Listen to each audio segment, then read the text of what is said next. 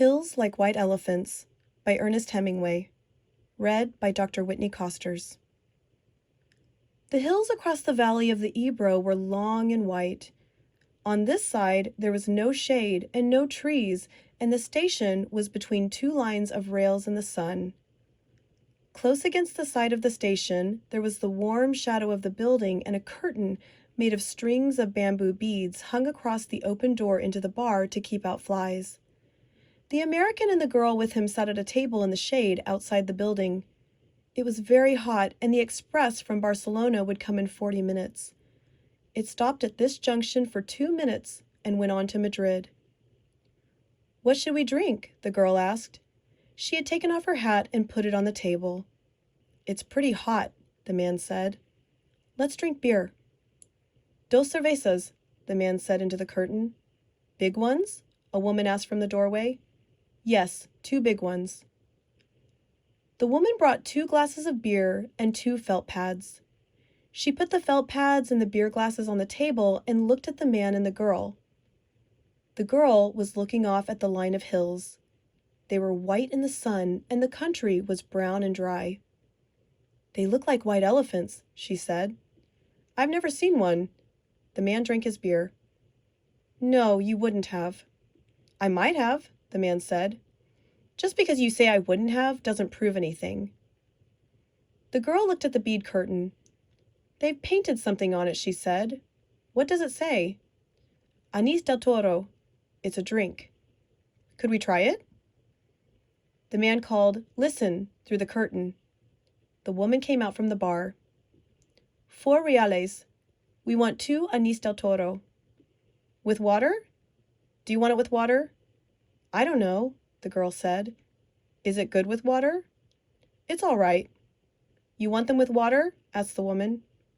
"Yes, with water." "It tastes like licorice," the girl said, and put the glass down. "That's the way with everything." "Yes," said the girl.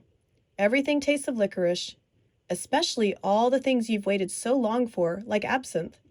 "Oh, cut it out." "You started it," the girl said. "I was being amused. I was having a fine time." "Well, let's try and have a fine time." "All right, I was trying. I said the mountains looked like white elephants. Wasn't that bright?" "That was bright." "I wanted to try this new drink."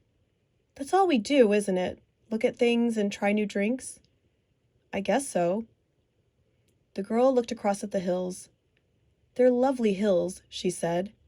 "They don't really look like white elephants. I just meant the coloring of their skin through the trees. Should we have another drink?" "All right." The warm wind blew the bead curtain against the table. "The beer's nice and cool," the man said. "It's lovely," the girl said.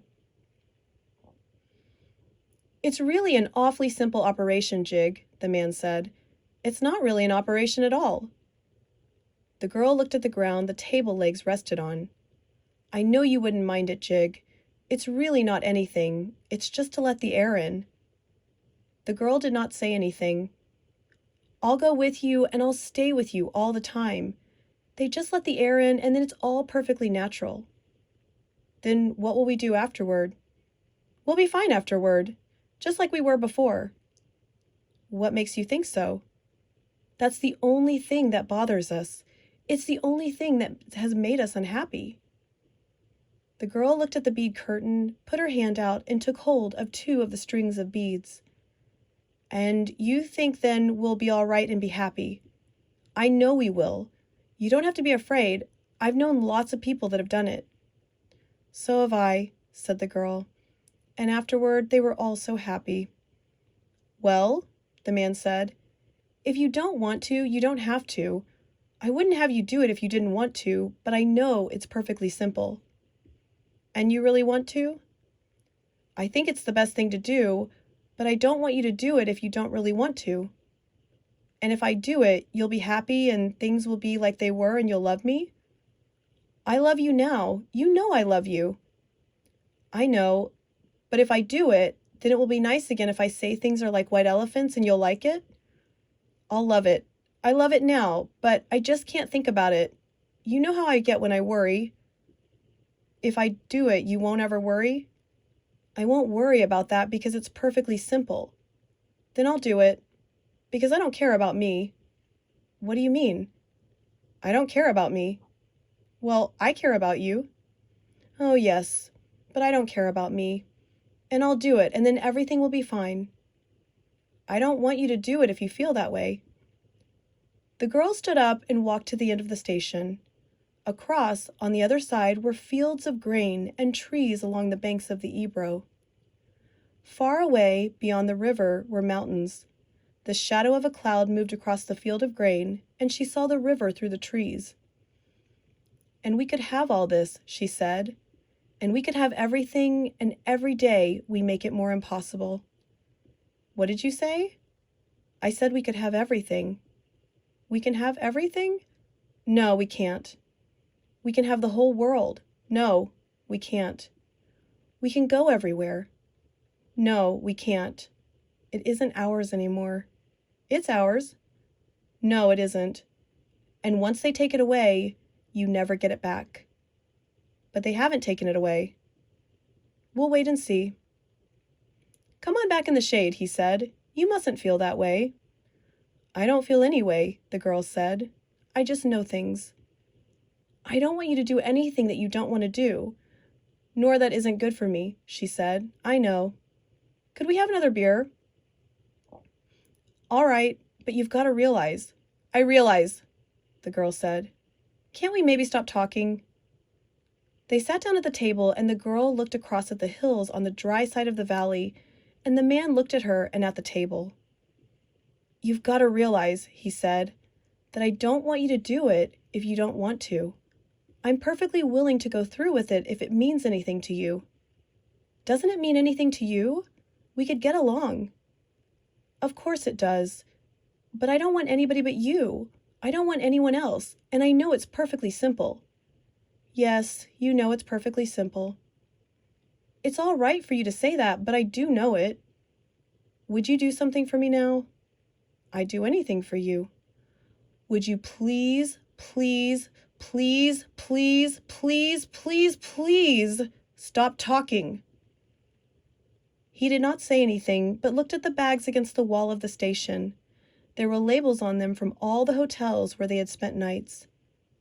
But I don't want you to, he said. I don't care anything about it.